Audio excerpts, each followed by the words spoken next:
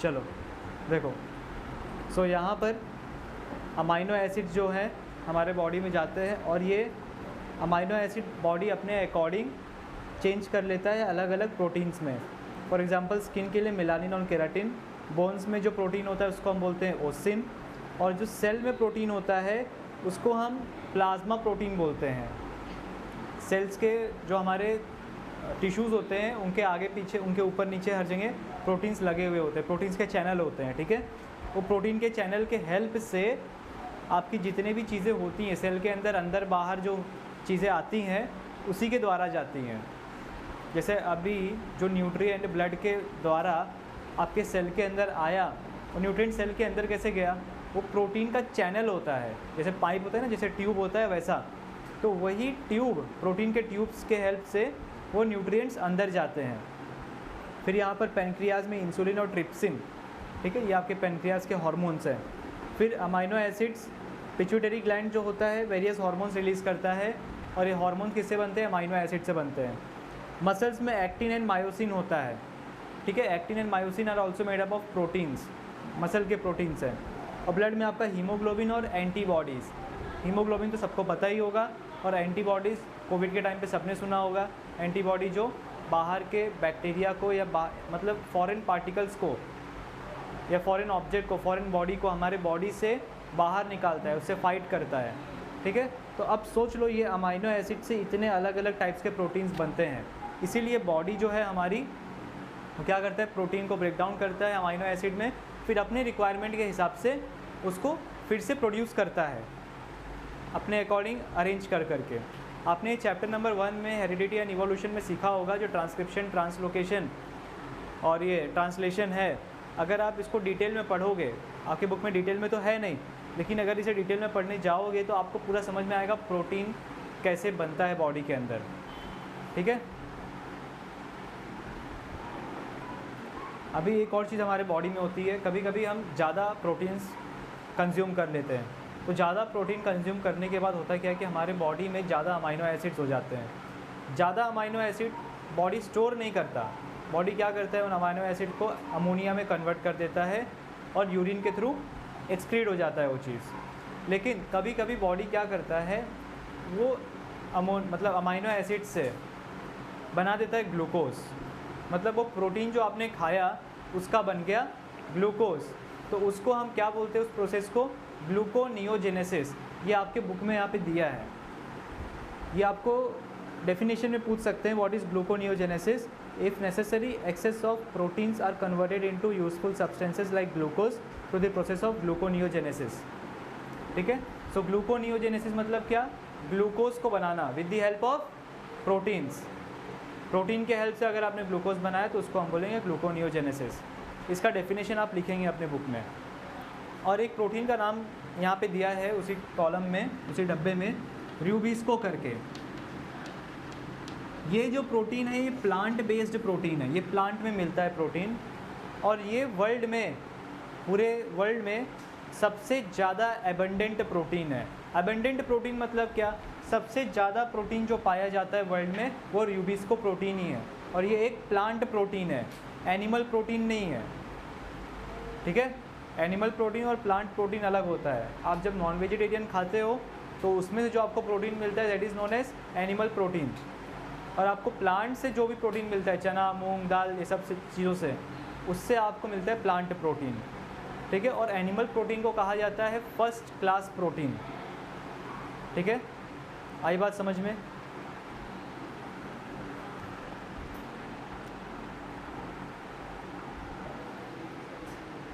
चलो अब आते हैं लिपिड्स पे, ठीक है। सो मैंने आपको बताया था lipid a kind of fat होता है, ठीक है। अब आप एक अच्छे तरीके से समझो, लिपिड बना विद एल्कोहल, मतलब फैटी एसिड और एल्कोहल जब आपस में बॉन्ड बनाते हैं तो बनता है लिपिड। अब एल्कोहल के फॉर्मूला के बारे में, एसिड के फॉर्मूला के बारे में आप चैप्टर नंबर 9 में पढ़ोगे, कार्बन कंपाउंड्स, जो कि साइंस 1 में है, ठीक है। तो अभी खाली इतना याद रखो कि जो लिपिड होता है वो nothing but fatty acids bonded to alcohol. अब जब आप लिपिड कंज्यूम करते हो आपने लिपिड कंज्यूम किया, तो जैसे प्रोटीन में जब हमने प्रोटीन कंज्यूम किया था तो प्रोटीन टूट कर कन्वर्ट हो गए अमाइनो एसिड्स में, वैसे ही जब आप लिपिड कंज्यूम करोगे तो ये कन्वर्ट हो जाएंगे फैटी एसिड और एल्कोहल में आपके बॉडी के अंदर, और आपके बॉडी को नशा पत्ती की ज़रूरत नहीं है, ठीक है। तो आपकी बॉडी इसको एब्जॉर्ब करेगी, फैटी एसिड को। तो ये जो फैटी एसिड है ये आपकी बॉडी क्या करेगी, एब्जॉर्ब कर लेगी, और एब्जॉर्ब करने के बाद यही फैटी एसिड आपके बॉडी के हर एक कोने तक पहुंचा दिया जाएगा, ठीक है। इसको आप बोल सकते हो डिलीवर्ड टू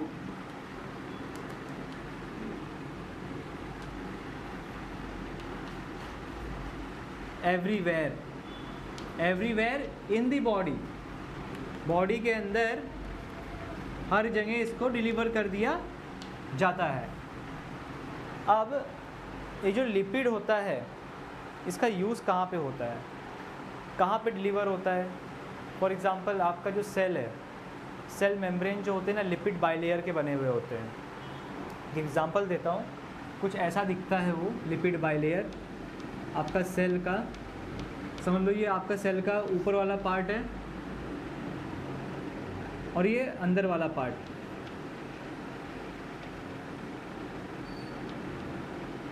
और यहाँ पे सेल का सब अंदर का पार्ट रहेगा, और यहाँ पे ये बाउंड्री है। लिपिड बाइलेयर बोला मैंने, लिपिड बाइलेयर, एक लिपिड का लेयर दूसरा लिपिड का लेयर, तो दो लेयर है, बाय मतलब दो, तो लिपिड का दो लेयर। तो लिपिड क्या करता है, आपका मेम्ब्रेन बनाता है, मतलब बाउंड्री बनाता है, सेल का बाउंड्री बनाता है लिपिड। और लिपिड का क्या रोल है, लिपिड का रोल हार्मोन प्रोडक्शन में भी होता है। पहले यहाँ देख लो आप, ये कहाँ कहाँ यूज़ में होता है। सबसे पहले तो आप इधर लिखोगे सेल मेम्ब्रेन में, ठीक है। सेल मेम्ब्रेन के बाद आप बोलोगे यहाँ पे कि इससे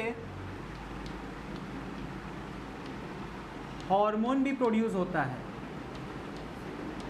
आपने पढ़ा होगा एल्डोस्टेरॉन, टेस्टोस्टेरॉन, प्रोजेस्टेरॉन, ठीक है, एस्ट्रोजन, ये सारे हार्मोन्स आपने लास्ट ईयर पढ़े होंगे। ये सब हार्मोन्स जो हैं इन्हीं के हेल्प से प्रोड्यूस होता है, लिपिड के हेल्प से। हार्मोन्स के भी ना अपने अपने फॉर्मूला होते हैं, जैसे केमिस्ट्री में वाटर का फॉर्मूला H2O होता है, वैसे प्रोजेस्टेरॉन और टेस्टोस्टेरॉन का भी अपना अलग अलग फॉर्मूले हैं, ठीक है, खाली ऐसे नाम नहीं आ गया उनका। तो यहाँ पे हार्मोन प्रोडक्शन हो गया। अब एक लास्ट चीज़, हो सकता है कि आपने लिपिड को ज़्यादा कंज्यूम कर लिया। हमारी तो आदत ही है, पेट बोल रहा है चिल्ला चिल्ला के भाई मत खाओ और मत खाओ, लेकिन हमें टेस्टी लग रहा है, ठूस ठूस के खाएंगे हम लोग, ठीक है। तो उस केस में क्या होता है, लिपिड जो होता है आपके एडिपोस कनेक्टिव टिश्यू में सेव हो जाता है। सेव बोल रहा हूँ, कंप्यूटर वाले वर्ड्स आ रहे हैं दिमाग में मेरे, मतलब वो एडिपोस कनेक्टिव टिश्यू के अंदर भर जाते हैं पूरे लिपिड्स आपके। तो एडिपोस टिश्यू क्या होता है, क्या स्टोर करता है, फैट्स। और एडिपोस टिश्यू आपके स्किन के जस्ट नीचे होता है। तो ज़्यादा लिपिड कंज्यूम करोगे तो ऐसे हो जाओगे। यहाँ पे कोई भी ऐसा नहीं है, चलो ठीक है, आई बात समझ में। तो स्टोर कहाँ पर होता है, ये जो आपका लिपिड है stored in adipose connective tissue, ठीक है। और एडिपोस कनेक्टिव टिश्यू होता कहाँ पर है, स्किन के जस्ट नीचे होता है, ठीक है। और अगर आप 1 ग्राम ऑफ लिपिड कंज्यूम करते हो तो आपको कितनी एनर्जी मिलेगी ये भी देख लो यहाँ पर।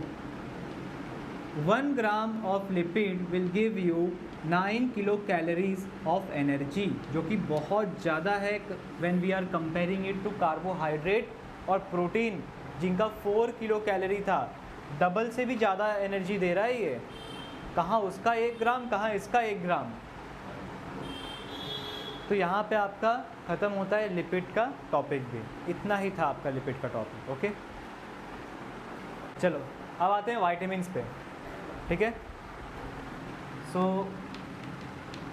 वाइटामिन्स जनरली 6 टाइप्स के हैं, vitamin A, B, C, D, E and के।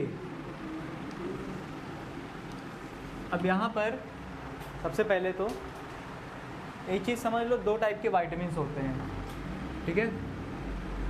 एक जो होता है वो होता है वाटर सल्यूबल वाइटामिन, मतलब जो पानी में सॉल्यूबल है, और एक होता है फैट सल्यूबल वाइटामिन। मतलब एक कुछ ऐसे टाइप के वाइटामिन है जो पानी में डालोगे तो पानी में डिज़ोल्व हो जाएगा, जैसे नमक और चीनी होता है। और कुछ ऐसे वाइटामिन है जिनको पानी में डालोगे वो मिलेंगे नहीं, जैसे पत्थर को पानी में डाल दो डिज़ोल्व होता है नहीं, सेम वैसा। तो वो जो दूसरे टाइप के वाइटामिन होते हैं उनको अगर फैट में डाल दोगे, घी हो गया आपका, एक तरीके से फैट ही है, उसमें भी डाल दोगे अगर आप, तो उसमें वो पूरा मिक्स हो जाएगा। तो कौन सा वाइटामिन्स वाटर सल्यूबल है वो है vitamin B and vitamin C, और बचे हुए जो वाइटामिन्स है ए डी ई एंड के, ये क्या है, फैट सॉल्युबल वाइटामिन्स। तो यहाँ पर इसका सिग्निफिकेंस क्या है, मतलब हमारे बॉडी में इसका क्या रोल है कि इसको हमने मतलब मेडिकल टर्म्स में इसको एक को वाटर सॉल्युबल बना दिया, एक को फैट सॉल्युबल बना दिया। भाई एक पानी में मिल रहा है, एक पानी में नहीं मिल रहा, हमको क्या मतलब, खाने से मतलब है हमको। लेकिन क्यों इसको डिफरेंशिएट किया, इसके पीछे रीजन है, मेडिकल रीजन है। जो वाटर सॉल्युबल वाइटामिन्स होता है, इनको अगर आप ज़्यादा भी खा लो या कंज्यूम कर ले जाओ, मतलब जितना आपकी रिक्वायरमेंट है उससे ज़्यादा आपने कंज्यूम कर लिया, आपके बॉडी में अगर ये लिमिट से ज़्यादा हो गई तो कोई हार्म नहीं है, ठीक है। अगर ये लिमिट क्रॉस करता है तो कोई हार्म नहीं है, no harm after crossing limit, ठीक है। बट अगर ये जो वाइटामिन्स है फैट सल्यूबल, जितने आपको रिक्वायरमेंट है बॉडी में, अगर उससे ज़्यादा आपने कंज्यूम कर लिया और आपके बॉडी में इनके लेवल्स ज़्यादा हो गए तो ये बॉडी में टॉक्सिसिटी क्रिएट कर देगा and which can even lead to death. तो ये जो होते हैं हार्मफुल होते हैं when consume over limited, harmful when over consume. आई बात समझ में? तो ऐसा क्यों होता है, देखो ये इसमें क्या फ़र्क है, इसमें क्या फ़र्क है। ये होता क्या है, जो आपके विटामिन बी और सी होते हैं, विटामिन बी और सी अगर ज़्यादा हो गया आपके बॉडी में तो ये वाटर सॉल्युबल है, आपकी बॉडी में पानी है, और यूरिन में जब आपका किडनी में होए स्ट्रेट बैठ, किडनी क्या काम करता है, आपके ब्लड को साफ़ करता है, और ब्लड को साफ़ करने के बाद जो भी कचरा निकलता है किडनी में से, वो सारे वेस्ट को पानी के साथ मिक्स करके बाहर निकालता है ना। मीन्स जो यूरिन आ रहा है उसमें वाटर कंटेंट भी है। आई बात समझ में? मतलब अगर ये विटामिन बी और सी आपके बॉडी के अंदर एक्स्ट्रा है तो इसको यूरिन के थ्रू पानी में मिलाकर बाहर निकाला जा सकता है। बॉडी सेम वही करती है। ज़्यादा हो रहा है लेक्चर। यूरिन के थ्रू इसे बाहर निकाल देती है। बट इस केस में अब पता कुछ ऐसा भी कुछ एक्सक्रीशन का पार्ट है जिसमें फैट एक्सक्रीट होता है बाहर? नहीं ना, फैट तो बॉडी में स्टोर रहता है ना। तो आप अगर ज़्यादा विटामिन ए डी के या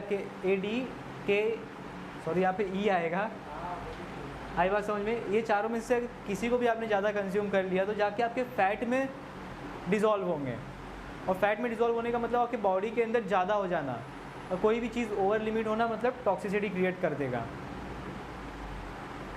तो अगर आप विटामिन बी और सी का सप्लीमेंट ले रहे हो, डॉक्टर भी अगर आपको देगा तो खाओ भाई, जितना खाना है खाओ, जितना नींबू का शरबत पीना है पियो, जितना विटामिन B12 का गोली खाना है खाओ, लेकिन ये जो गोलियाँ देगा डॉक्टर आपको तभी देगा जब वो 100% श्योर होगा कि आपके बॉडी में इसकी डेफिशिएंसी है। आपका विटामिन का सीरम टेस्ट करेगा, ब्लड का सीरम टेस्ट करेगा कि इसमें भाई A, D, E, K इन चारों में से किसी एक की डेफिशिएंसी है या नहीं। डेफिशिएंसी मालूम किए बिना वो नहीं दे सकता डॉक्टर आपको, ये आपको दे सकता है नॉर्मली, जाओ खा लो, कोई प्रॉब्लम नहीं होने वाला। आपने लॉकडाउन में खाया है टैबलेट का, मेरे को नाम नहीं याद आ रहा, कोई जो टैबलेट है थोड़ा येलोइश और ग्रीन कलर का था टैबलेट, उसको खाते थे और उसको मतलब डॉक्टर बोलते थे कि च्यू करो, तो खट्टा खट्टा टेस्ट आता था उसका, उसके ऊपर एस्कॉर्बिक एसिड लिखा होता था, तो वो विटामिन C का टैबलेट था। और एक विटामिन B12 का टैबलेट आता है 2B12, वो भी डेली बेसिस पे खाया जाता है। तो आई बात आपको समझ में विटामिन्स को वाटर सल्यूबल और फैट सल्यूबल में क्यों डिस्टिंग्विश किया गया, इसका मेडिकल रीजन समझ में आया, इतना था ये। और सुनो, विटामिन्स एक होता है आपका राइबोफ्लेविन, क्या होता है, एक राइबोफ्लेविन जिसको हम बोलते हैं विटामिन B2, ये विटामिन B2 है, V मतलब विटामिन। और एक होता है निकोटिनामाइड, ये सब ना इसके मेडिकल टर्म्स हैं। ये है विटामिन B3। अब आपने क्रेब्स साइकिल में पढ़ा था कि FADH2 बनता है और NADH2 बनता है ना, और आपको पता चला था कि NADH2 से 3 ATP मिलता है आपको और FADH2 से 2 ATP मिलता है आपको, कल ही बताया था मैंने ये चीज़। तो ये आपका NADH2 और FADH2 जो प्रोड्यूस हुआ, ये इनके प्रेजेंस में प्रोड्यूस हुआ, मतलब अगर इनकी डेफिशिएंसी हो गई तो एनर्जी प्रोडक्शन में भी प्रॉब्लम आएगी। जैसे कैटलिस्ट, आप कैटलिस्ट पढ़ोगे चैप्टर नंबर 3 में, किसी भी रिएक्शन को स्पीड अप करता है, वैसे ये जो है राइबोफ्लेविन और निकोटिनामाइड, इनके बिना FADH2 और NADH2 आपके बॉडी में प्रोड्यूस नहीं हो सकता, which will lead to very less energy in your body. So vitamin B कितना इंपॉर्टेंट है सोच लो अभी। विटामिन B6 भी होता है, B12 भी होता है, अलग अलग टाइप में होते हैं। अब इसमें भी विटामिन D के भी टाइप्स होते हैं, ठीक है, तो इनको नोट डाउन कर लो आप। चलो अब हम देखेंगे वाटर का इंपॉर्टेंस आपके बॉडी के अंदर, ठीक है। सबसे पहली बात तो आपका body contains 65 to 70% of water, ठीक है, 65 से 70% आपका बॉडी जो है वाटर होल्ड करता है। और अगर मैं बात करूँ सेल की, तो सेल जो है 70 to 80% बाय वेट, हाँ बाय वेट होल्ड्स वाटर। मतलब अगर मैं एक एग्जांपल लेता हूँ, एग्जांपल के तौर पे एक सेल का वेट अगर 1 ग्राम है, एग्जांपल के तौर पे, हाँ 1 ग्राम किसी सेल का वेट नहीं है, सेल का वेट अगर 1 ग्राम है तो 1 ग्राम में से 0.8 ग्राम वाटर है। अगर मैं इसको थोड़ा और बड़े नंबर ले लूँ, समझ लो कि अगर मेरे पास 1 किलो सेल है 1 kg, तो इसमें जो 800 ग्राम्स होगा वो वाटर का वेट होगा, और बचा हुआ 200 ग्राम्स जो सेल के अंदर अदर ऑर्गेनिल्स होते हैं उनके होंगे।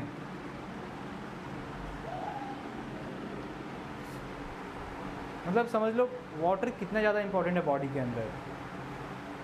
और थोड़ा सा ऊपर नीचे वाटर का अगर होगा बॉडी के अंदर तो आपको बहुत सारी प्रॉब्लम्स क्रिएट हो जाएंगी। फॉर एग्ज़ाम्पल किडनी फेलियर हो सकता है, नींद आ रही है, किडनी फेलियर हो सकता है, और डिहाइड्रेशन तो आपको मालूम ही है, डिहाइड्रेशन की वजह से आपके मल्टीपल ऑर्गन फेलियर हो सकते हैं, चक्कर आ सकता है आपको, ठीक है।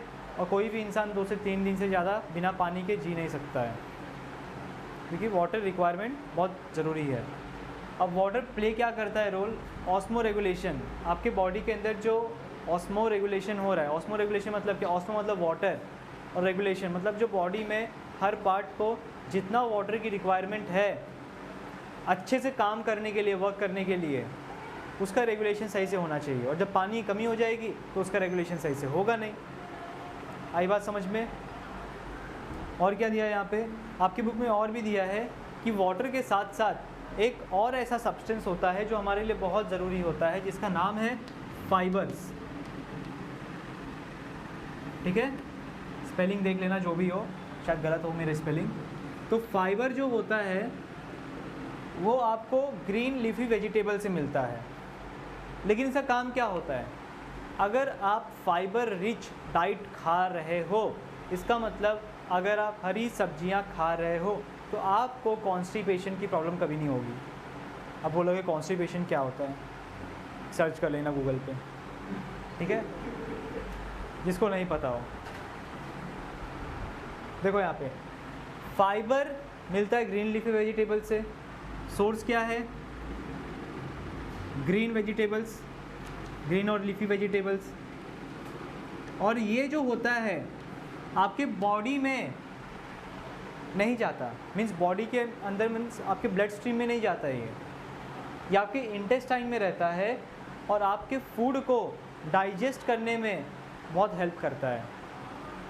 मतलब अगर फाइबर्स रिच डाइट आप ले रहे हो तो आपका जो डाइजेशन का प्रोसेस है बहुत अच्छे तरीके से कैरी ऑन होगा।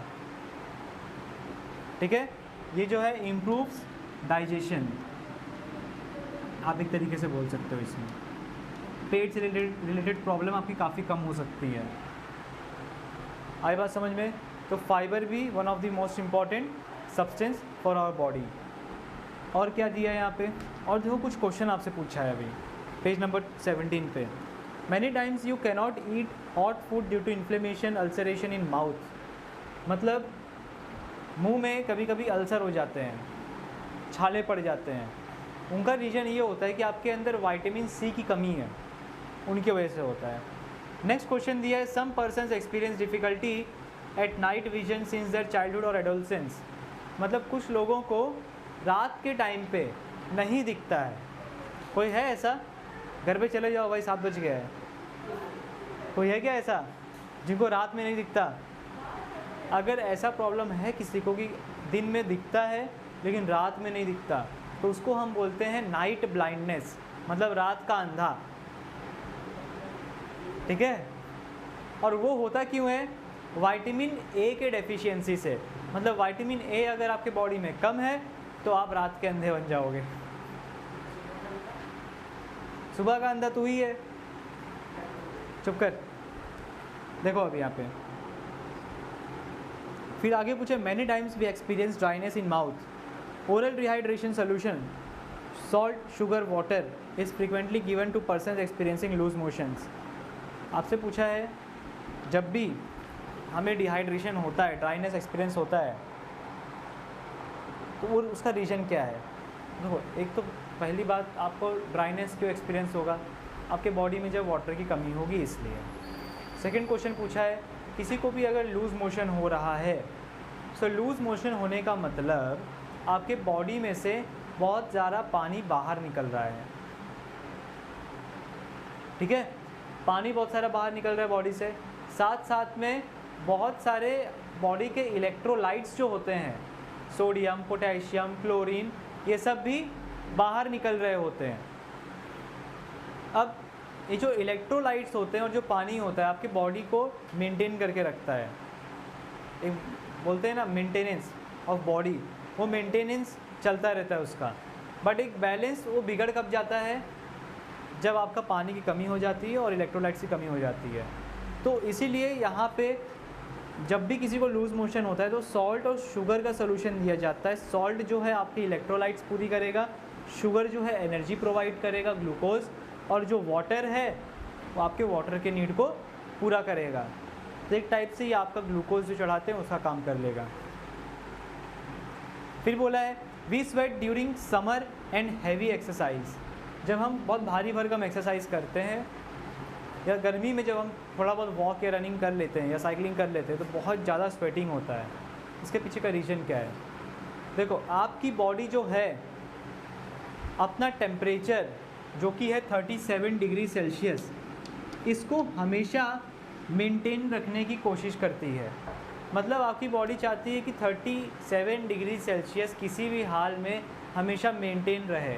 अगर इससे एक भी डिग्री कम हुआ, एक भी डिग्री ज़्यादा हुआ, तो आपके बॉडी को अंदर बहुत हार्म क्रिएट होगा। और हार्मफुल मतलब हार्म क्यों क्रिएट होता है, उसके पीछे काफ़ी सारे मेडिकल रीज़न है। आपके बॉडी में काफ़ी सारे एंजाइम्स हैं, काफ़ी सारे और चीज़ें हैं जो कि उस टेम्परेचर पे वर्क अच्छे से नहीं कर पाएंगी।